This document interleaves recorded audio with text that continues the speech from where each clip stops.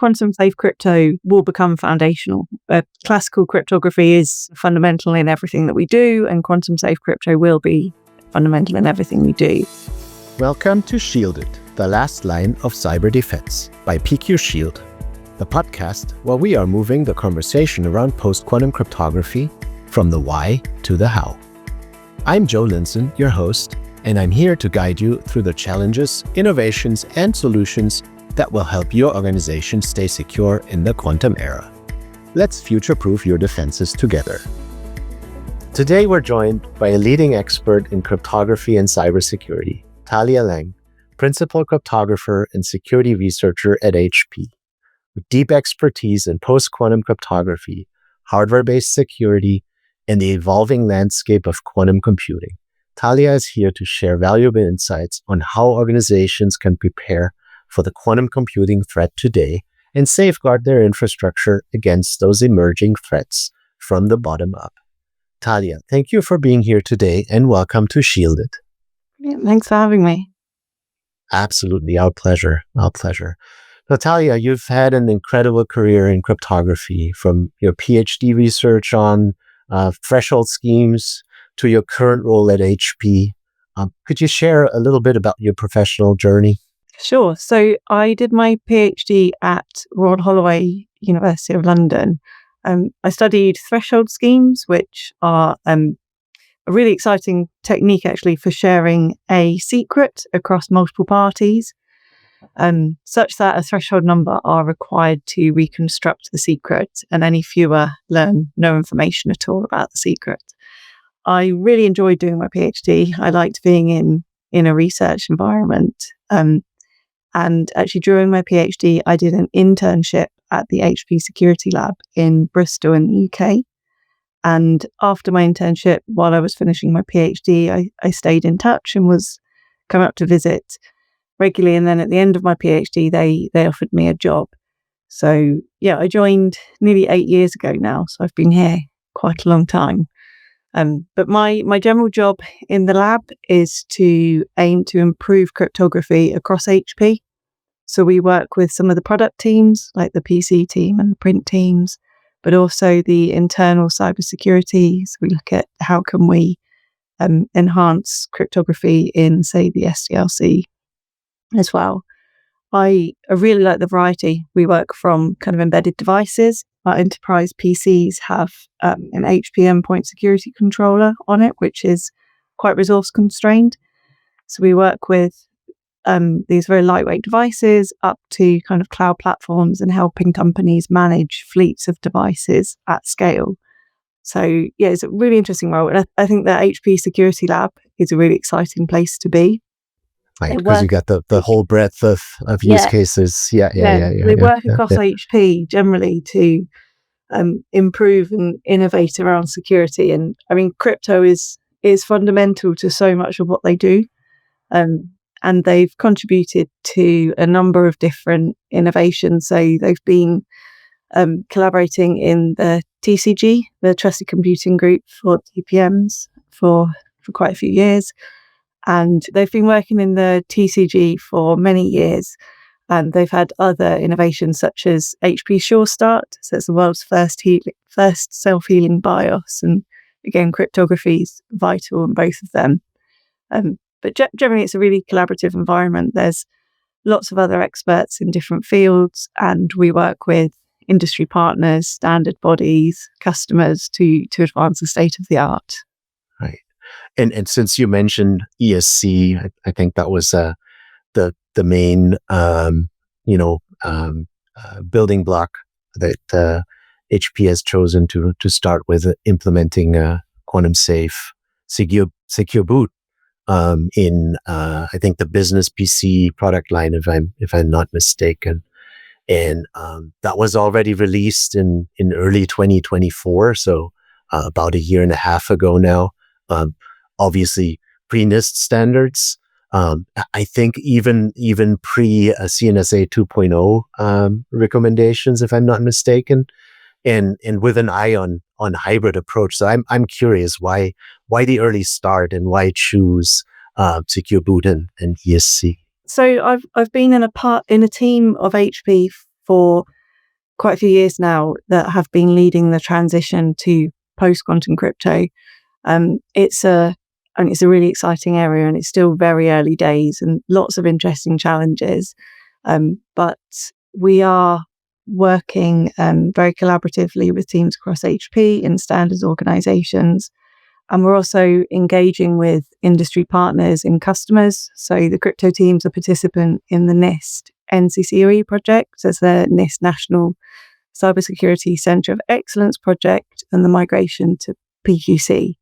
So PQC is something we've been working on for a long time, and we were looking at prioritizing different use cases. So working to prioritize what needs migrating first, given kind of the long lifetimes, the time it would take to migrate something, and the impact if it were compromised.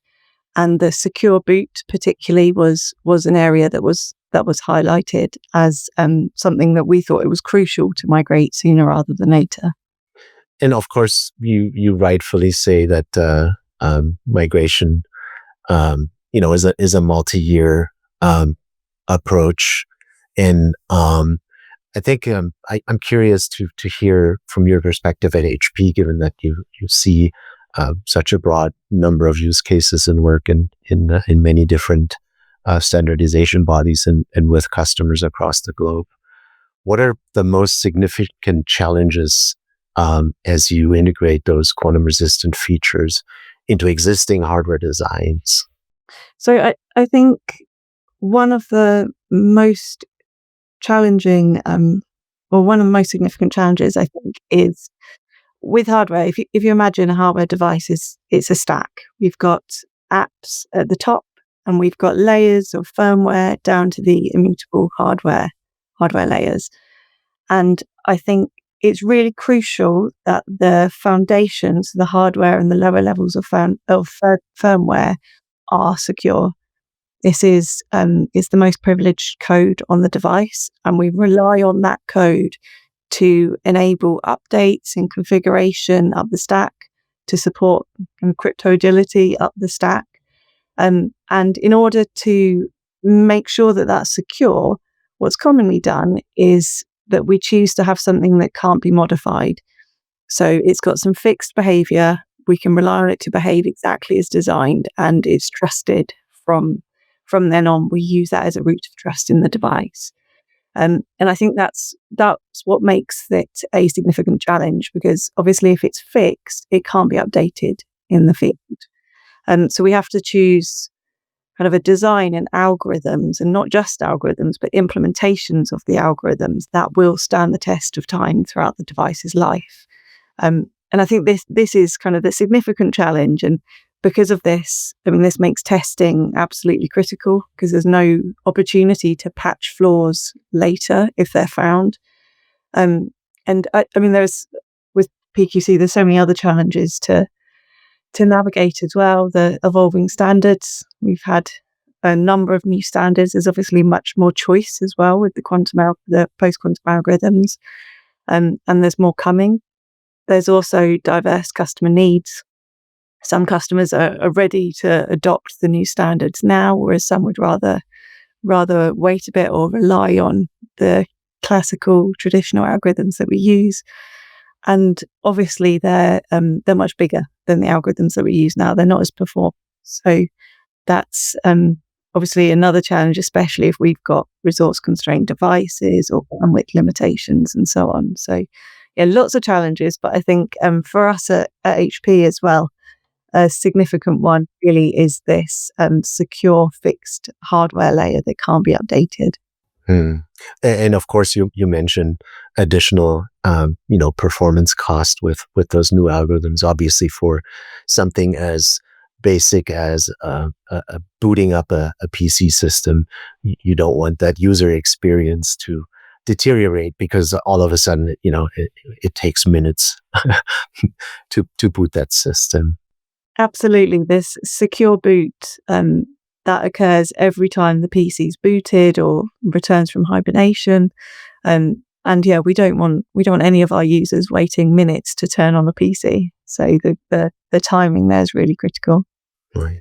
And if I'm not mistaken, the design choice that you took that early, released in, I believe, March 2024, you went with a hybrid design, combining RSA with LMS.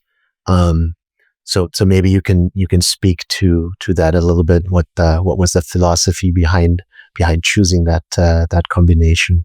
Sure. So our enterprise PCs launched with quantum safe firmware integrity in March 2024. And we actually also announced it on some of our printers earlier this year.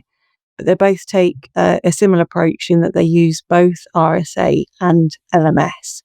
And by that, I mean both signature verifications need to be successful in order to then boot the firmware.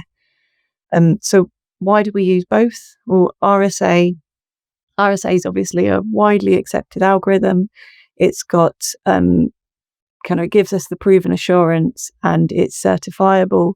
And APP have had a mature RSA secure boot solution for many years now. So we wanted to make sure that we built on that and leveraged our implementation there. But we also wanted to provide the quantum safe signature as well.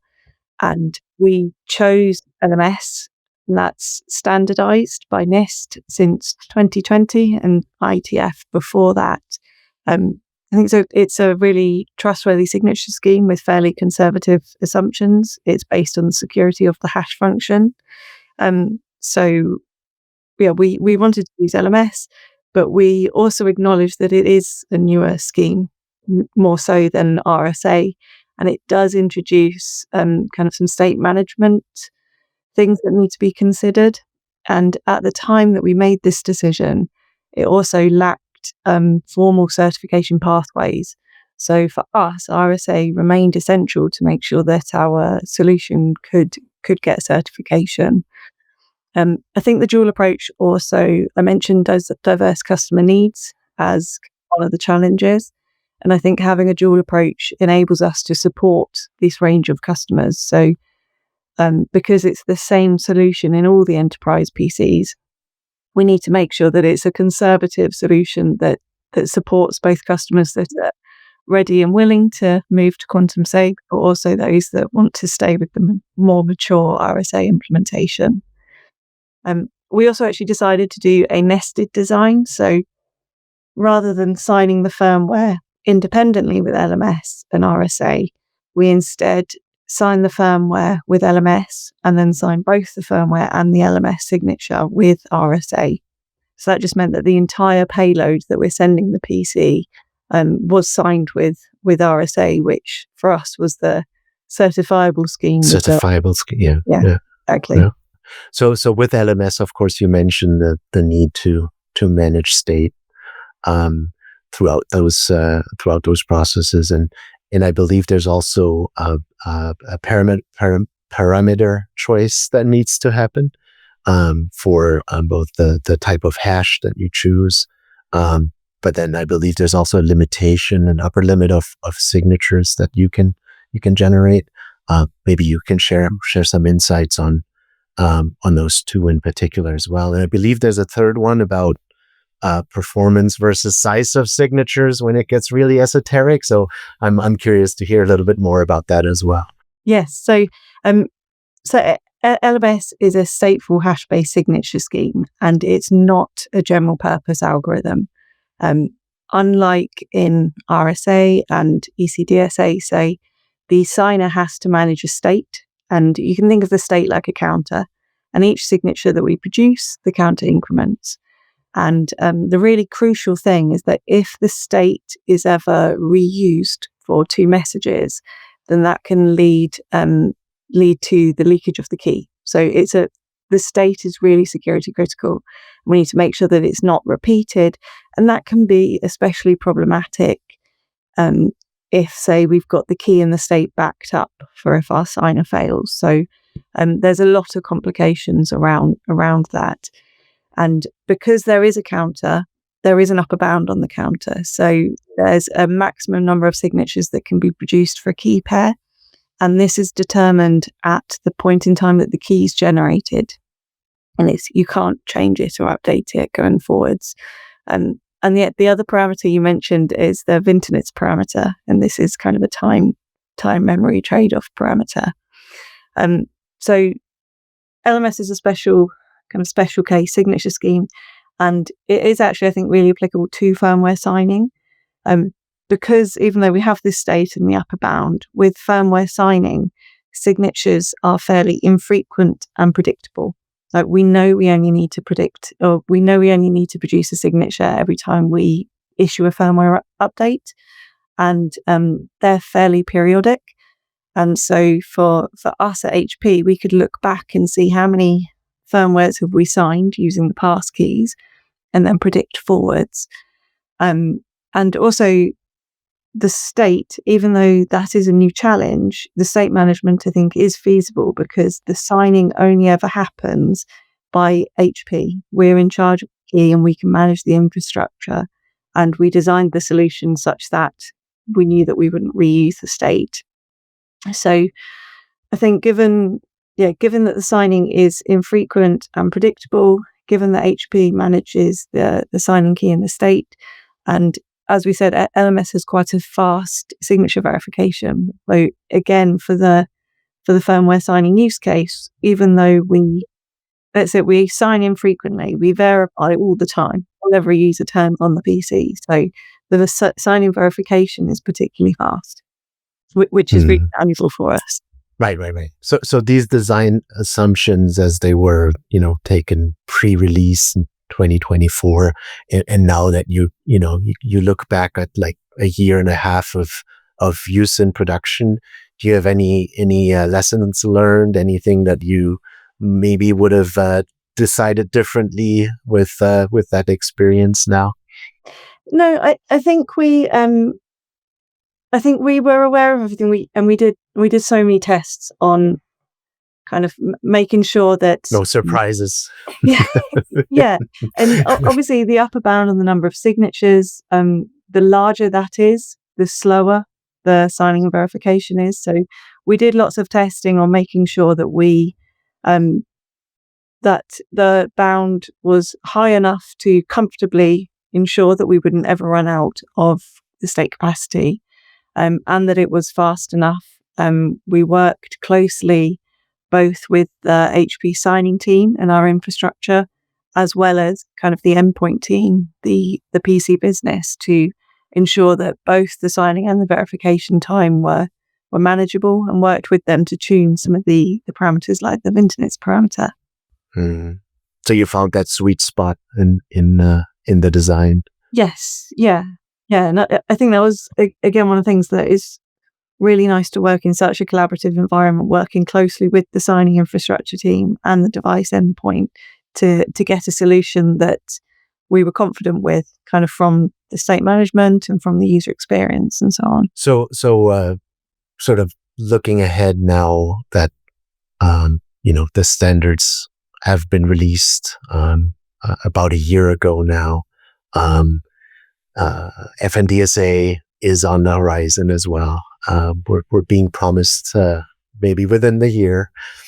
Do you think, looking ahead, sort of the next version of ESC, do you think you're going to revisit the decision to go with LMS? Particularly, I mean, you mentioned crypto agility. Obviously, this is hardware, so there is no agility in this case, right? For the current version. But looking ahead, is there any thoughts around those design choices? Yeah, so we're always reviewing our decisions and seeing if it's something that we should migrate going forwards.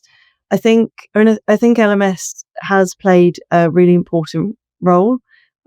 It's enabled us to adopt quantum safe early in critical use cases such as the firmware signing. And I think in many use cases it will remain suitable. It's still suitable for firmware signing and will be going forwards. I think as newer schemes come, as you said, ML-DSA is already here for over a year now. But I think as newer schemes come, they may complement or replace schemes like LMS. But I do think that LMS will still play a role, especially given that it is quite conservative in terms of security. I think as an example, some agencies in the EU accept LMS alone as a signature scheme, whereas with some other signature schemes like ML-DSA, they require them to be used in hybrid. So I think that shows the high level of trust in LMS and how conservative it is security-wise. So I think especially when we're looking at actually putting something in hardware, we want to make sure that we're making those conservative choices that will stand the test of time. So I think there is still a place for LMS going forwards. Yeah, in proof positive, you mentioned for the rollout of the signatures in your printer product line, you stuck with the same design decision, right? Yes. So I think we, especially when we work on a design that's been tested, and we know we have confidence in how we manage the state and so on, and we've got both technical and operational controls around the infrastructure and so on. I think when we've got a design that we know works and we've fully tested it, to leverage that in other products rather than starting a design completely from fresh. Like, it's important to learn and use that in the future products. So that's absolutely what we've done with the PCs and printers. Yeah. So business PCs first, printers second. You mentioned you're exposed to many other use cases. So can you share a little bit about what's next on that journey? Is there anything close by on the horizon that you can share? Yeah. So I can't talk about specific things coming, but I mean, we are, I guess, looking at both short-term and long-term strategies and prioritizing. So I think when we're prioritizing, I guess if I talk a bit about our prioritization and what we're doing there. So when we look at priorities, we broadly think about the priorities falling into two buckets, or the immediate priorities falling into two buckets. I think the one bucket, which a lot of people talk about, is kind of data that needs long-term confidentiality. So this is the data that's vulnerable to harvest now, decrypt later, where we could encrypt the data, attacker capture the ciphertext, and when quantum computers are available, they can then decrypt the data. But the second bucket, which I think is particularly relevant to us at HP, is this long-lived, hard-to-update hardware. So we have a number of different use cases. So firmware integrity is one particular use case that we think falls into this bucket. But I mean, HP, our current focus is on future-proofing the devices we sell. And I mean, we sell lots of hardware devices for office and home, so PCs, printers, but also headsets, monitors, and so on. And so we're looking to prioritize them. And I think in order to do that, we need to think about what is their lifetime. So how many years will they be used in the field? And this can be anything from 3, 4, 5. Customers are trying to use devices for longer, especially given some of the sustainability goals. And some of our printers, say, can be in the field for 10 plus years. So we're really looking on trying to ensure that the devices we release have quantum safe crypto and won't become compromised in the field. So we're really working to prioritize and then start designing and migrating those high priority products and solutions. Yeah. I think with in particular with the long-lived hardware challenge, of course, you have devices that are going to be shipped and going to be released in the future, or greenfield type use cases. But then you also have a huge install base of devices that are not necessarily at the end of their lifespan already, so they might maintain in the field for another 5 to 10 years, eventually crossing over into this quantum thread landscape. And then I think with the existing install base, there's challenge of upgrading it, but then there's also the challenge of actually finding it, where oftentimes as organizations go into the cryptographic inventory scans, they might miss some implementations in hardware. Is that something you're seeing as well? And what risks are coming out of neglecting the hardware-based cryptographic implementations in those early inventory projects? Yeah, absolutely. So I think, I think first it's useful to just clarify what do we mean when we talk about a crypto inventory. So it's a lot of agencies and so on are recommending that we create an inventory of our crypto. But what does that mean? So I think a crypto inventory, it's a record of an organization's crypto assets. And this can include keys, but also certificates, algorithms, libraries, protocols. And why would we do this? I think a really crucial reason is for risk management. I think it's hard to know if you have any vulnerable keys or insecure parameters if you don't know what keys you have. So having a detailed inventory can really help actually understand what we have and what's the risk. And I think the second reason as well is for migration. If we know what keys we have to migrate, then we can start thinking about, okay, how do we prioritize these? What should we migrate first? And so on. I think the cryptography in hardware is really crucial. So in particular, the firmware integrity checks, which is what the use case we've chosen to basic. Yeah, they are, as I said, they're hard coded and they're hard to update because they're implemented in hardware. So we can't update them with a software update. And actually, if they're neglected, attackers could compromise the system. Or if they're vulnerable, an attacker could compromise the system. And so inventory tools, there's lots of automated tools, and computing or creating a crypto inventory of all your crypto without an automated tool is not going to be very comprehensive. So these tools are incredibly valuable, but generally they work by scanning software libraries or looking at material that's passed on the network.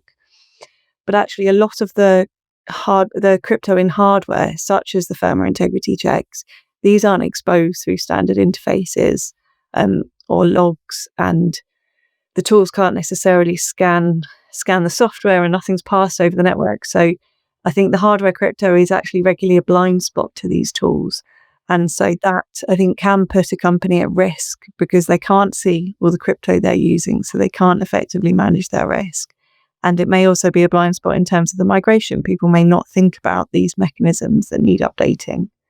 So I think the inventory tools are absolutely crucial, but it's important that we supplement them with like manual assessments, talk to our vendors about what crypto is in our hardware and so on. So to really understand actually the breadth of what we need to migrate. And then understand that full stack of implementations, like you said, from keys to certificates to libraries, but then also to the hardware, the embedded cryptography.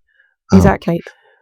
So is that oftentimes a question you get when working with HP's customers as well? Is there an advisory that you get involved with external to HP as well, I would assume?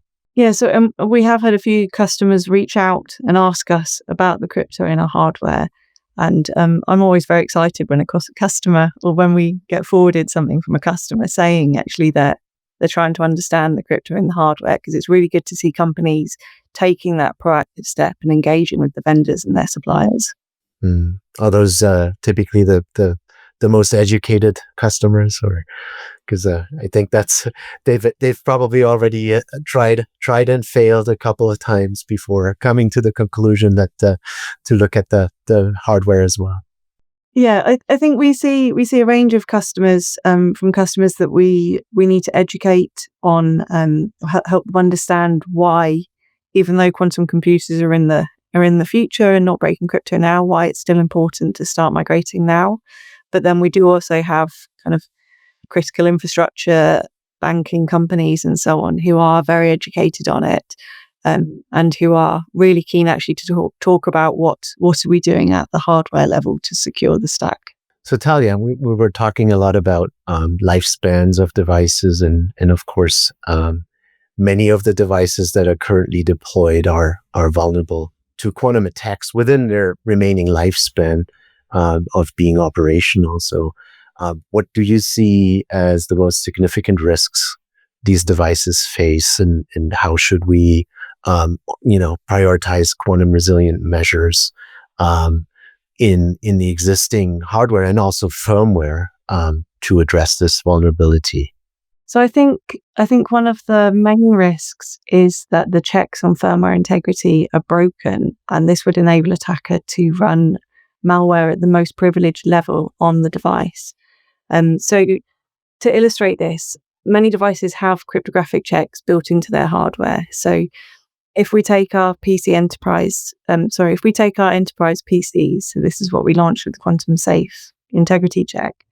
But when we turn the PC on, our endpoint security controller is the first thing that gets power, and it looks at the first code it should run, and it verifies a signature on that code using a public key and a verification process which is in the hardware of the device.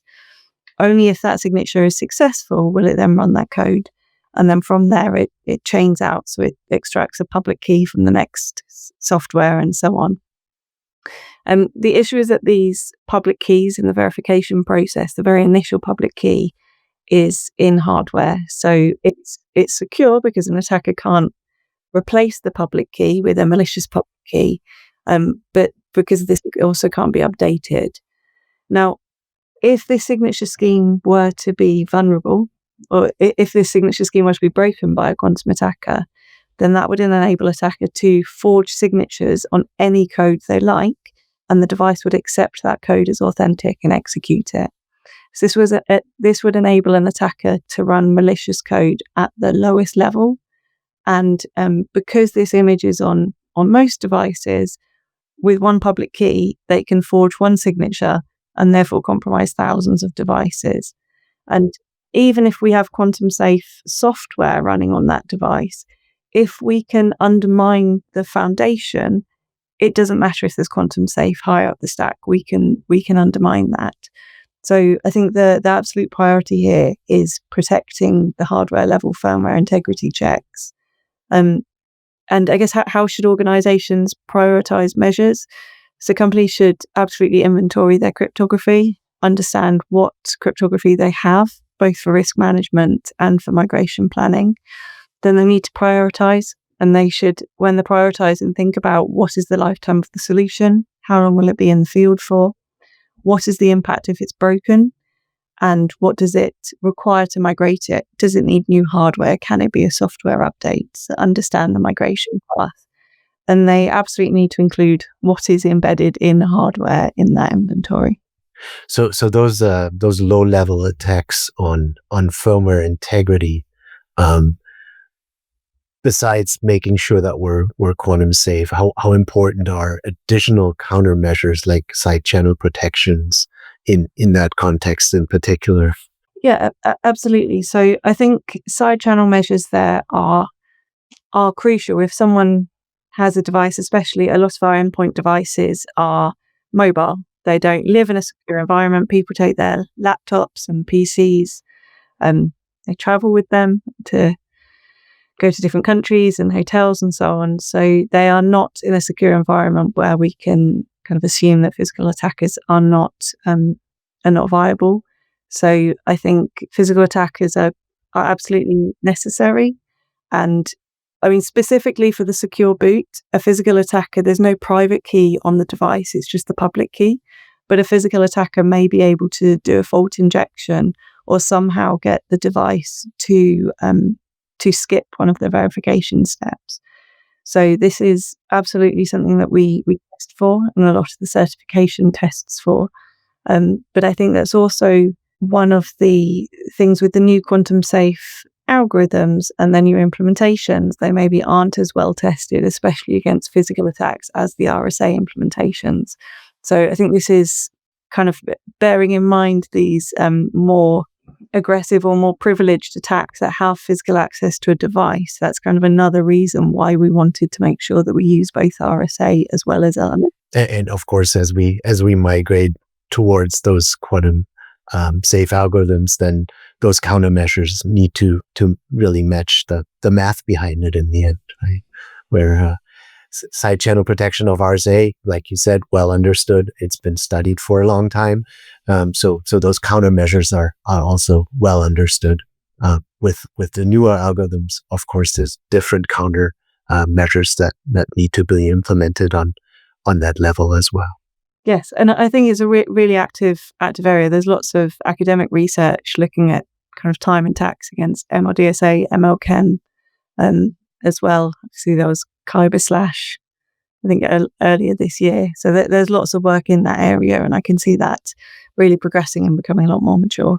Where it's really about protecting the implementation of those algorithms Yes, which is really crucial, I think, especially in hardware. As we said, you can't update an implementation in hardware. We're not just committing to the algorithms, but also to the implementations.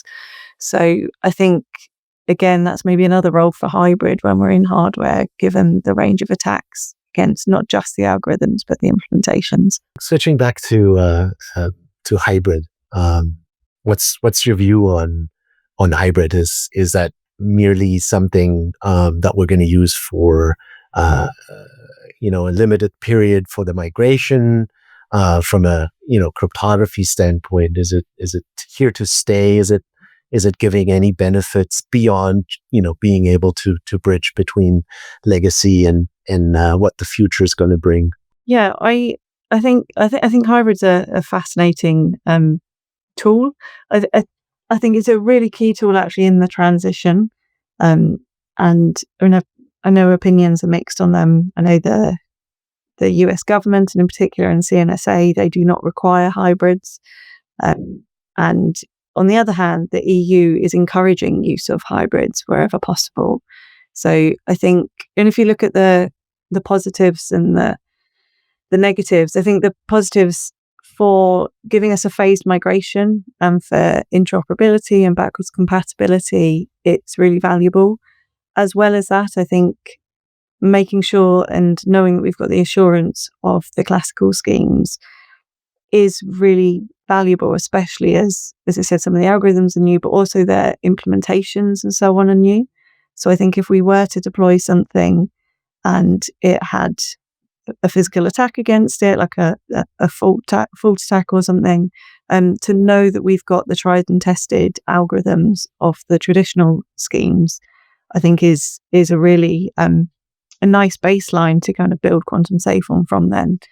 And again, I think the hybrid helps with customer flexibility. There's lots of different customers with different regulations and requirements, but I do also recognize it does add levels of complexity, especially in certain use cases.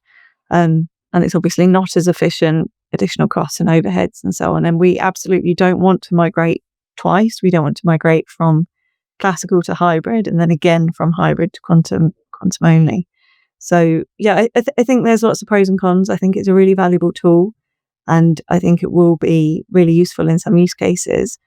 In our solution in particular, we chose hybrid, as I said, to make sure that we absolutely had the assurance of our RSA implementation and to meet a range of the customer requirements. So looking ahead, the next 5 to 10 years, sort of mapping the timeline of migration. What are you most excited about from where you sit, as far as development and evolving standards, protocols are concerned, but then also looking at topics like threshold cryptography? I know there's a parallel process with NIST as well, that is particularly around threshold cryptography. So I'd be curious to hear sort of your crystal ball 5 to 10 year outlook. Yeah, sure. So I think going forwards, quantum safe crypto will become foundational.